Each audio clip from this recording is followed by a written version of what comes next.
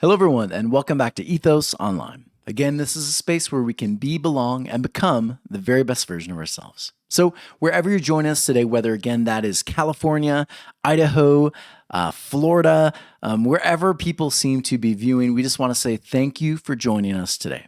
And so we have continued to do a lot of really difficult work here at Ethos, constantly researching, reading as many rabbinical interpretations as we can. This week, we even looked at a couple different studies recently done on how people view the world, tribalism, all that kind of stuff. We take it wherever it seems to lead. And so often it takes a lot of time, a lot of energy, but we do it because we think right now, more than ever, this book, the Bible, this compilation of all of these stories, quotes, messages from older generations to new, we think it's so relevant more than ever. And so that's what we do here at Ethos. We take time to understand the historical references. We take time to understand the author, the people who it's intended to be for, the audience. We do all of that because we think it's important work. It's, one might say, responsible work. And so we've been doing this study over Genesis. And the book of Genesis is a pretty long book, 50 chapters, but we've been purposely taking our time through it. We decided we want to spend a lot of energy because rabbis typically take anywhere from 2.5 to 4 years to study this book. And so I've actually done an entire series over Genesis in the past, and honestly, it was rushed. We would rush through things because I thought, I'm going to lose my audience. They're probably going to get bored, whatever the case was. They don't probably want to hear all of these things. But with Ethos, what I decided is I want to take a responsible route this time. I don't want to worry that it's not holding certain people's attention. I want to do the difficult work and move through it so I can look back and say, I gave this book the time and the energy that it deserves. And so we have been studying the book of Genesis for almost 2 years. And at the end of this, we're going to have something really special to offer people. And so Genesis, again, one more reminder, it is not a history book. It's not written to give you specific dates, names, time eras that you can look back and say, the Israelites lived here and here, and this person was here. That was never the intention of this book and why it was written. The whole intention was that they are captives in Babylon. And in Babylon, what they would do with the nations that they conquered, again, was they would say, worship our gods. Take on our traditions. Take our values. You used to worship this way? Well, we do temple worship this way, right? And Israel was one of the few tribes that said, no, not us. We are going to keep Judaism kosher. That was the idea for them. And so Genesis, Exodus, Leviticus, Numbers, Deuteronomy, what we know as Torah, was a written response to the fears of assimilation. And as you're reading, what you'll see over and over again is Israel inserts themselves into the stories purposely. So when you read about Adam, you can read it on a surface level, of course. Oh, there's this guy and this creation and interesting story. But there's a far deeper story there because it's the story of Israel. What happens to Israel when they choose not to allow wisdom to walk with knowledge? They ate knowledge too quickly. Yeah, it makes sense. They see themselves in the story. And that's the deeper picture. And that's where I want to go every single time we pick up these books, every time we look through a chapter. So today, we're going to finish off chapter 39, delve into an interesting story, one that is often referenced when you think of Joseph. So, reminder about Joseph. Not just an interesting story about a guy with a cool coat, right? Joseph is the story of Israel. And so Joseph is the story of Israel going through hardship, feeling like, where is the divine? Asking the question of, why am I thrown into captivity? Where are my brothers? Right? Where are my neighboring nations? What happened to my friends, family? How do I hold on to my own identity?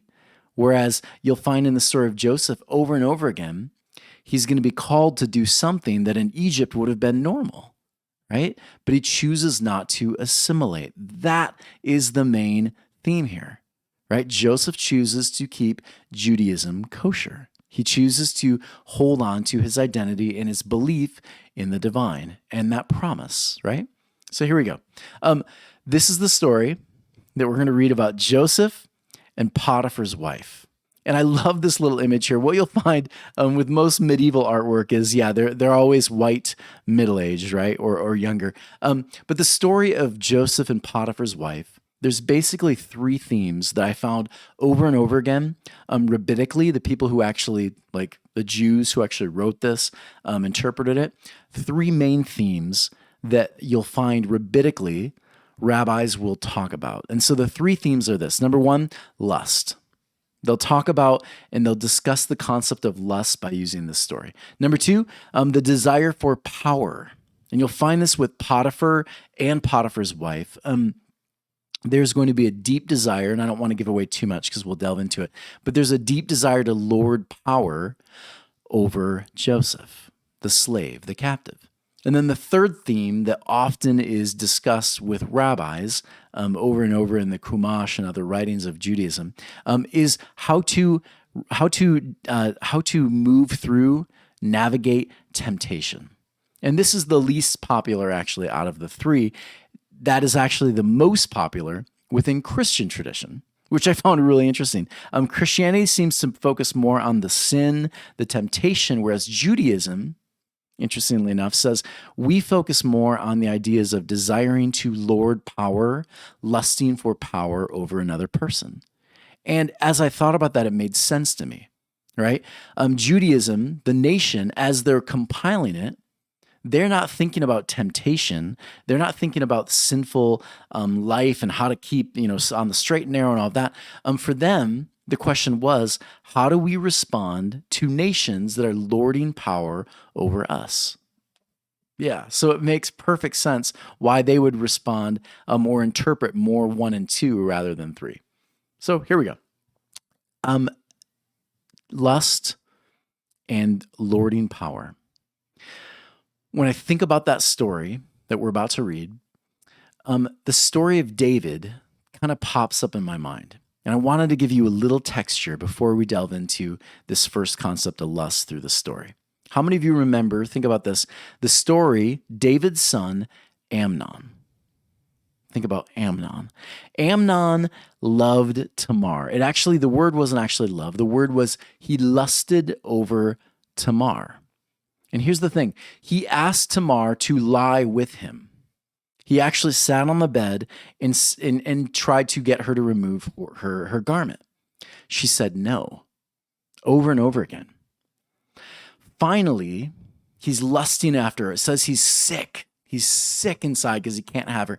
Finally, he schemes up a way to get his sister Tamar alone with him. And when he is with her alone, it says he takes advantage of her. He lords power over her.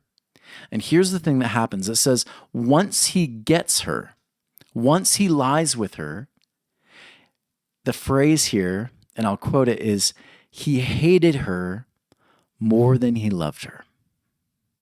It's painful. This story is painful. He finally gets what he wants. He'd been lusting over Tamar all this time. He gets what he wants, and it's not enough. And I think about so many times in my own life and other people's lives as well, and there's stories I hear, when we want the thing so bad and you finally get it, and guess what? The new shoes, the newness only lasted a couple weeks, didn't they? That new job, you thought it was the job that was the issue, but the problem is maybe you were the issue. And that thing followed you to the new job. Whatever it was, you lust over a certain thing, and when you get it, oftentimes we are dissatisfied. And so the Hebrew word for lust here, often connected to power, lusting for power, hoarding it over others, and oftentimes you'll see sexuality and power connected. The word here means basically wanting something that's not going to satisfy. The thing's essentially going to be a huge letdown. And so understand this. When we look at Potiphar and Joseph, what you're going to see is it's kind of like a flipped up story of of Amnon and Tamar. So it's really kind of fascinating. Amnon and Potiphar's wife are both going to want to hoard power over the other.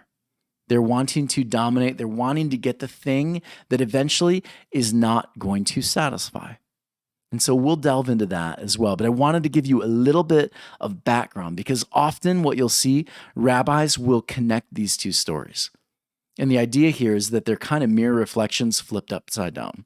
Yeah, fascinating. So here we go. Let's read the story now. Verse 7. Now it came to pass after these events that his master's wife, Potiphar's wife, lifted up her eyes to Joseph, and she said, "Lie with me." But he refused, and he said to his master's wife, "Behold, with me my master knows nothing about anything in the house, and all he has given into my hand. In this house there is no one greater than I, and he has not withheld anything from me except you, insofar as you are his wife. Now how can I commit this great evil and sin against God?" Now it came about when she spoke to Joseph that day, day in and day out, that he did not obey her, to lie beside her and to be with her. Verse 11, and it came about on a certain day that he came to the house to do his work, and none of the people of the house were in the house. So she grabbed him by the garment, saying, "Lie with me." But he left his garment in her hand and fled and went outside.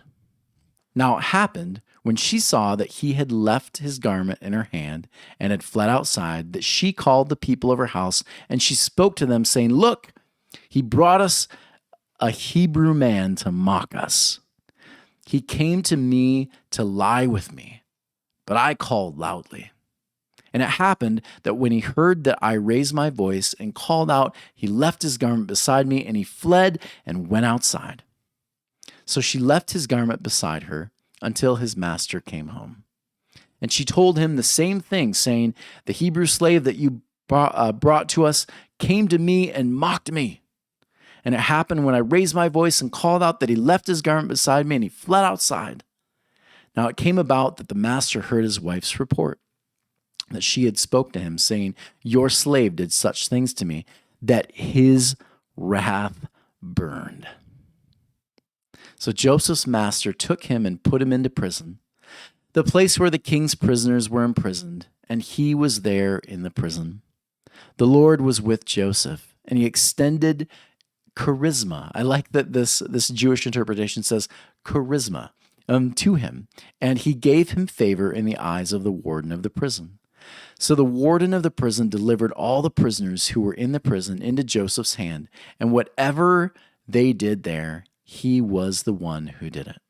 The warden of the prison did not inspect anything that was in Joseph's hand, for the Lord was with him, and whatever he did, the Lord made prosper. So, big chunk here, but worth moving through as a whole. So here we go. Verse 7. Notice this. It came to pass that his master's wife basically said, "Lie with me." So, interesting phrase here, but I want you to understand something. The master's wife. So this is a place of authority. It's a place of power. I also want you to know something as well. This idea that an Egyptian female or male in power over slaves, the idea that they would sleep with their slaves was not new. When you understand Egyptian, Babylonian, Assyrian cultures, what you'll understand is this is a very common thing. This idea that Potiphar would be shocked by this is almost laughable, right? If the wife decides, "I want to sleep with someone," she had, just like he did, many, what's a good word here? Many close friends, right? He would take advantage of these slaves. They would be sexual servants, and males and females had them. So understand that from the get-go. This is a cultural thing. This is a value that the Egyptians held that the Jews did not. And so really the question here is, it's not necessarily about a sexual sin as it is a cultural thing for Joseph. Joseph is saying, "I will hold to my Jewish faith, my Jewish values. I will not fall to basically assimilating to the Egyptian way of life." That's the bigger picture here.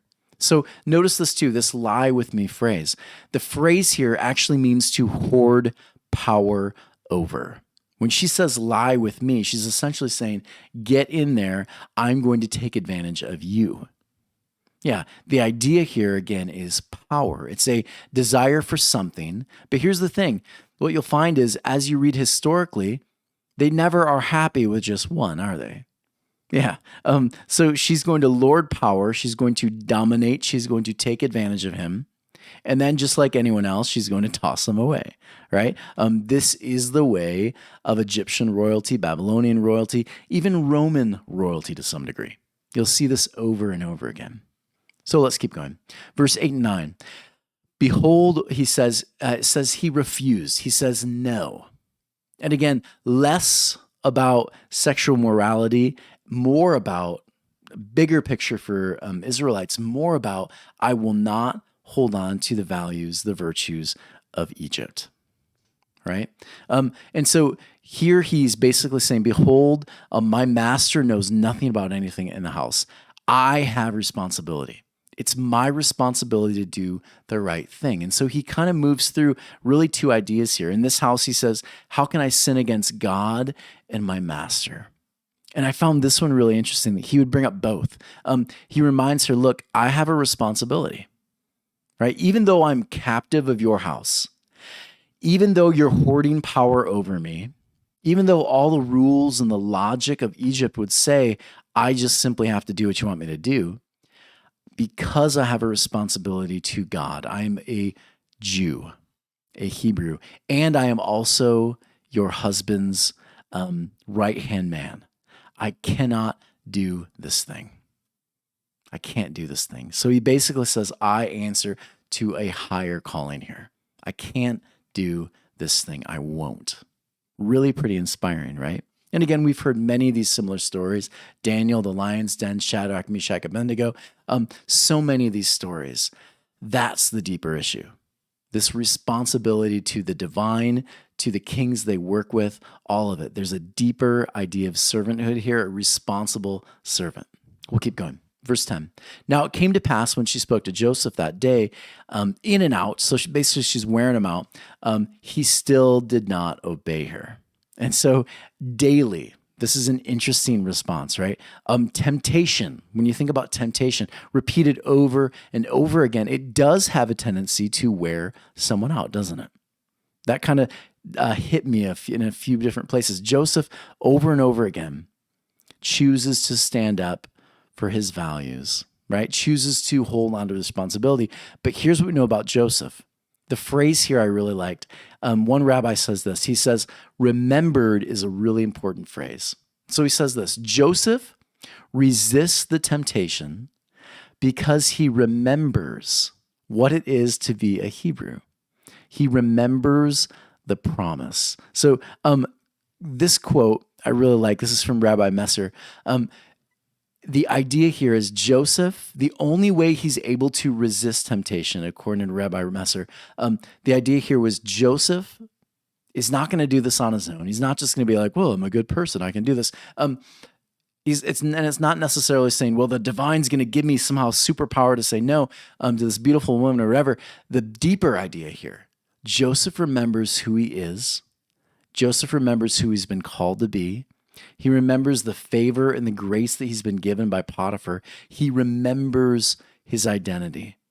He remembers who he is. He remembers. And I thought this is such a cool concept. For anyone tempted to do the thing that you know is not going to bring life, take a moment and just remember. Right? Remember, before you lose it on someone, before you're tempted to do whatever the thing is, stop, breathe, remember. I really like this. There's a couple different rabbinical interpretations on that, but I don't want to go too far with that one. But I love this idea. In the face of temptation, maybe the response should be simply to stop and remember who you are. So good. All right, let's keep going. Verse 11, he came to the house to do his work, and none of the people of the house were in the house. I found this one interesting. Many interpretations say the only reason an Egyptian would have the whole house removed would be for a religious festival. And so most of the time what you'd see is her religious duties, what she's doing is she's tossing out her religious duties. She's supposed to be there. She's supposed to actually be part of the temple prostitution. She's supposed to partake in that in different religious Egyptian ceremonies. She doesn't. And so she puts off her religious values. And the question, of course, in this moment is, will Joseph do the same? Right? Any Hebrew reading this would be asking the question, okay, she just dropped hers, right? Dropped her religious values. Is Joseph going to do the same? Because in captivity, most of the time, most people, most tribes would drop their religious duties. They drop their religious identity. What will Joseph do in the face of this kind of temptation? And so we find out. So she grabs him by the garment and says, lie with me. Lie with me. The outer garment, essentially he's going to be naked here, right? He has nothing to hide. Secondly, again, lie with me. She wants to fulfill that desire, right? She thinks the thing is going to bring her life. We know lust does not, right? But she's trying. So verse 14, she called, he says no, he runs out. So she calls the people of the house. I'd never seen this before. And so I'm kind of excited to share with you this one. She calls the people of the house. Why? I've always thought that was kind of interesting. Why not just wait for Potiphar? Why does she call everyone together? Think about that. Why would she need everyone in the house to come together? It says, she says this, look, he brought us. So first off, think about us. These are also slaves who are there and servants under her. She brought us a Hebrew man to mock us. He came to lie with me, but I called out loudly. Essentially, she creates this really interesting scene, and she plays the victim card here. Most of the people there, they would have known that she's lying, right? Probably half of them, I'm joking more or less, but probably a bunch of them she'd already been abusing her power with. She'd already been sleeping with. They were those kind of servants. This was not new, right? They knew she is more than likely lying. But here's the thing. She is in a place of power, right? And so no one seems to question the narrative because she's so powerful. And again, notice she reminds them, this dude is a slave. This guy's a slave. He's not one of us. And that, folks, is enough to cause all of these people to allow injustices to happen. He's not part of us. You are all Egyptian slaves. He is a Hebrew slave. He's not one of us. So even though they know this thing is unjust, even though they know this Hebrew man who's been so good to them, he's Potiphar's, head of the house, basically. Even though they know Joseph to be good, true, honest, they're going to side with her. Why? Why side with the woman who is lying, who over and over again would have been doing this? He is not one of us. They are not one of us. My argument is this. My thought on this is this. Tribalism. Tribalism. It is terrifying. Historically, we've seen it. People will side with certain people simply because they are your tribe. We've seen it with Nazism in Germany, right? So many of the Germans knew genocide is evil, bad, and yet Germany is our country. We will side with Hitler, right? So many people. And we've seen this, whether it's Germany, the Soviet Union, America bombing certain countries, whatever it is.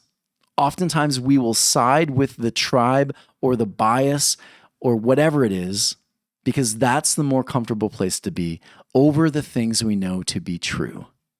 There was a study done and it shocked me. I had to read this thing twice. And I only pulled out a couple pieces because these pieces kind of summed it up as a whole. And these two quotes hit me because right now we're living in a really divisive time. I would argue one, it's just getting hotter and hotter, isn't it? One of the things they said in the American Political Science Review was this: only 3.5% of U.S. voters would cast ballots against their preferred candidates as punishment for undemocratic behavior, such as supporting gerrymandering, disfranchisement, or press restrictions. So get this here.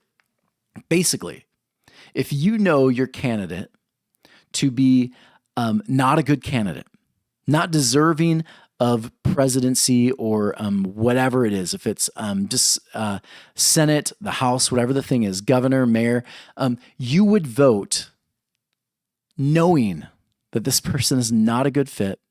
You would still vote for them because they fit your party line. Painful, right? You would go against your values, your better judgment, just because you needed to stay blue or red or whatever. Crazy, right? Only 3.5% of U.S. voters would cast their ballots against that. Fascinating. 92% of Americans vote party over deeply held values. When asked about values now, 92% said, I would still vote red or blue or pink or whatever. It's a fascinating time. This is nothing new either. Historically, we've seen it. When faced with the thought that a person may not have a tribe anymore, they will choose the tribe over ethics, truth, whatever it is, almost every single time. And this, folks, is why I would argue the mob here, the group that she gathers, she holds power over. She knows it's the tribe. It's the Egyptian way. You are an Egyptian, right? Well, he's a Hebrew. Even though you know me to be the liar, he's a Hebrew. He's not one of us. It's a power play. And I would argue the Israelites know this better than anyone else. They oftentimes were the scapegoat, weren't they? Yeah, over and over again. And so any Israelite reading this, any Hebrew person reading this, immediately their heart identifies with Joseph because he's about to get shafted once again. So here we go, verse 15. And it happened that when he heard that, I raised my voice and called out, and he left his garment beside me, and he fled and went outside. So she left his garment beside her until her master came home. So I just pause here for the moment for more of a narrative, suspenseful moment. Anyone reading this again is going to wonder at this moment, what will Potiphar do? Potiphar knows his wife. Potiphar knows his wife sleeps with different servants. Yeah, Potiphar's aware of all this. Will Potiphar side with the Hebrew, rather than his party? What will Potiphar do here? Will he do the right thing, or will he do the culturally relevant thing? What will Potiphar do? Well, here's what he does. She told him, saying, the Hebrew slave that you brought to us came to mock me. So again, she adds more flame, more fire to the flame, right? She's twisting it into a mockery now. So a questioning of his power. That's the issue here. I hope you catch that. You brought him here. She's questioning his better judgment. She's questioning his place of power. Basically, his pride, his dignity, all of that is going to now be on the line. You brought him here. He has mocked us, Egyptians. A slave has mocked us, Egyptians. There's a moment here. His response, notice this at the bottom of verse 19. It says, his wrath burned. It burned. Not at his wife. People have tried to make interesting little assumptions about this. No, he was actually mad because he was put in this situation, whatever. That is bullocks. That's not true. That's been added in. What we know is his identity, his party line standing has been questioned, right? And so his response, his wrath burns not because he feels his wife has been the victim. No, he is angry because his power, his status has been put into question. How dare Joseph, a Hebrew, not do what the Egyptian has asked? That's why the wrath burns. It's a power move. And again, over and over again, beastly empires do this, don't they? They use their power to dominate, to control, to consume. And this is what the story is revealing about beastly empire. And what will Joseph's response be, right? The Lord was with Joseph. Joseph is sent to prison. He's put into captivity within captivity, right? And think about this. He is a captive inside of captivity now. It's getting worse. It's like the onion is getting, the layers are getting deeper and deeper. And so Joseph is thrown into more prison, more captivity. And yet notice this. Again, a great message to Israel. The Lord was with Joseph, and the Lord extended charisma to him. And so basically the word here in the Hebrew, it means everyone liked him. Everyone liked him. Think about that. If you're a captive in Babylon as a Jewish person, wouldn't all the other tribes and Babylon liking you say something really interesting about you? They can't help but like you because you do so much good for that community. Even though you are different than them, it's hard not to like you, right? Because you do so much good. So even in the middle of captivity, Israel, you are a blessing, right? While you're in captivity, Israel, may you be the blessing. May God continue to pour the blessings on so that people find you charismatic. I found that really kind of interesting. All right, verse 22 and 23. So the warden of the prison, notice this now, and we'll get into this story a little deeper in chapter 40. The warden of the prison delivered all the prisoners who were in the prison into Joseph's hand. Right? No matter where Joseph goes, he's going to get more and more responsibility. The story, again, it's kind of repeating. If you choose to be a good servant, good things will happen. Yes, you're in the middle of captivity and it's terrible, right? However, God has not left you, has he? So he chooses to be a positive servant, to serve everyone, even his enemies. And because of this, the warden continues to give him responsibility, blessing. It's what happens when you choose to be a positive influence wherever you are, even on your enemies. Notice this 23.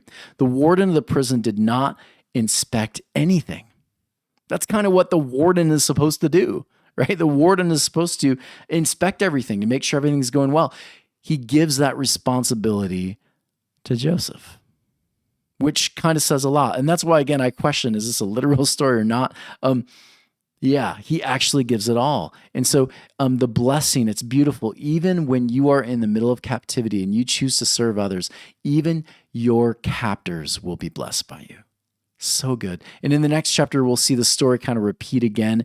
It's going to get bigger and bigger because that's what happens when we choose to serve others over ourselves. It's an interesting twist here. This story is far less about how to deal with temptation, and more to do with this idea of how do we respond when people are hoarding power over us. It's an interesting concept here. I've got a friend. I wanted to share this story at the end. I've got a friend who he started working at this company. He actually had an interview. He had no idea what he was doing. He'd never really done construction. If he had picked up a hammer and worked on a project, even like an IKEA project, you're going to have a bookshelf that's lopsided. He's not that guy. But my friend, he said, I want to try out for this position because I could see this going somewhere. And so my friend, he went to this interview and he basically put it all on the table. But he said this at the end, and he told me this is what he thinks did it. He said, I will work harder than anyone else. I will be bought and sold on your company. I'll be your biggest fan. And the interviewer, who was actually one of the main owners of the company, he said he was so, again, like connected with what he was saying, that he hired him. And my friend has gone from like working as kind of a peon job, and he's worked his way up to where he is one of the corporate managers of one of the largest areas in the state he's in. And again, the idea here is he worked hard. He blessed people. He took every opportunity given to him, and he served as best as he could. And so this, again, is the Joseph story. You're in the middle of captivity, Israel. What do? Do you sit and mourn and cry and lament? Or Do you choose to be a good servant even to your enemies? And really, now we're talking about Jesus, aren't we? This was the Jesus story over and over again. You're sitting there crying, mourning, wanting to get back at Rome, but Jesus says, no, no, no. Love your enemies. Do good to those that hurt you. And when you do this, you'll be free. You'll be free. It is the story of Israel. Joseph is the story of Israel. I love this quote from Paul. Whatever you do, work at it with all your heart, as working for the Lord, not for men. I like this idea, even for your enemies. Whatever you do, do it with all of your heart. Leave it, as my friend Kevin says, leave it all on the court. You don't want anything else left. Because in the morning, you've got that full amount of energy. What will you do with it? What will you do with the time you have? So good. Everyone, I hope you enjoyed this. I kind of did. I enjoyed this one, even though we kind of went at it from a different perspective, right? When you looked at the Hebraic perspective, it actually is something way deeper, way deeper. One of the concepts I thought about today, we could talk about power, hoarding power, but we've done a lot of that in the last 3 or 4 weeks. So I did think about it. Christianity oftentimes will center itself around the temptation idea. And I started thinking, how do I respond when I'm being tempted to do something I know I probably shouldn't do? And so I read this interesting article from Sandra Passing. She's a life coach, and she had 3 different concepts that I really thought were interesting I wanted to share with you. So number 1, when you're in the middle of this moment where you're tempted to respond really angrily to someone, when you're tempted to do the thing you know you probably shouldn't do, whatever it is, what do you do? Number 1, she says this. And again, I like it. These are not like your typical, we'll pray about it or whatever. Well, and that's fine. But these are things you can actually you can do these things and practice them daily. Yes, pray. But also here are some applicable real world ideas that you can also add to that. Add to that tool belt. So number 1, distract yourself with a healthier activity. Paul says if you tell a thief to stop stealing, it's not going to work. Paul says give a thief something to do with their hands. I always liked that quote from Paul because that's the big thing here. Oftentimes, when we have too much time on our hands, when we're bored, whatever it is, we kind of find ourselves doing a bunch of stuff. And so the response she has to it is try to distract yourself in some way by doing something positive. If you aren't thinking about your temptation, it's easier to say no. So choose a distraction that you enjoy, something that's going to bring you positivity. Go work out, go run if that's your thing. Go play basketball, go get coffee with a friend, whatever the thing is. Fill your time up with those things. Distract yourself. I thought that is a fantastic first move. Number 2, list the consequences of giving into that temptation. Again, imagine what's going to happen if you give into it. If you decide to put that person in their place, is it going to escalate the situation or is it going to solve it? Well, most of the time it's going to escalate it, right? So what will life look like in the long run if I do this thing? How will you feel tomorrow? Facing the consequences, I think, can help you resist whenever temptation happens. And then the last one she brought up was ask for help. And I like this one. This can be, again, your prayer concept. It can be opening up to a friend about accountability. It can be going to someone you respect, trust. It could be picking up a certain book on the topic. Whatever it is, look for help. Become an expert on the thing so that you can overcome the thing next time, whether it's anger, whatever, stealing, whatever your thing is, become the expert on the thing, and you essentially have just mastered it. Everyone, thank you so much for joining me today. This was a lot of fun. As always, please consider going to ethos-church.org/donate. We're a tax-deductible organization. We need and we depend on those funds to keep us going. And so every month we get funds coming in, and we just want to say thank you for journeying with us. Thank you for not giving up, even when there's smaller views from week to week, or larger ones from whatever the video was. We just want to say thank you. Thank you for journeying with us. Thank you for making this 2-year study over Genesis possible. Thank you. Number 2, consider going to Ethos Living Rooms. Join us with our live discussion groups online. So much fun. And as always, hit that subscribe button. Share it with people. Let people know what you've been up to studying the book of Genesis. Everyone take care, and we'll discuss chapter 40 next week.